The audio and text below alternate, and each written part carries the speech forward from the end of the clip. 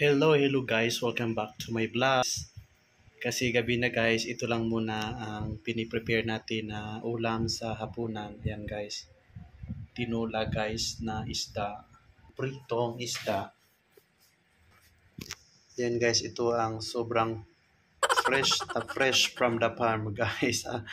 Ayan, fresh from the farm na isda guys. Ayan, ilagay na natin guys, pa isa-isa guys kasi medyo mainit. Ayan. Ang ating tinola. Yan.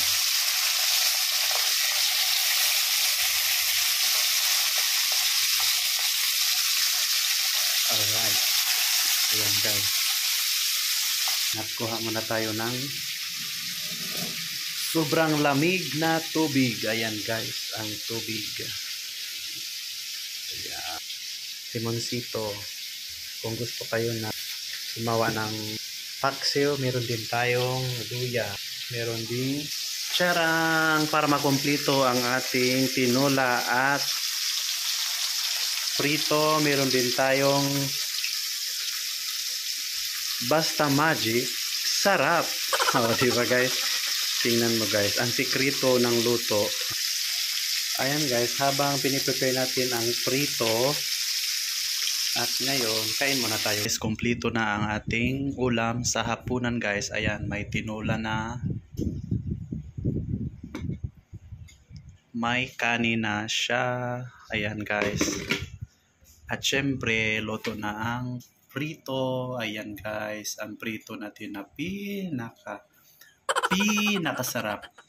Pinaka-fresh from the farm. Ayan. Kain tayo guys. Ito na guys. Ayan.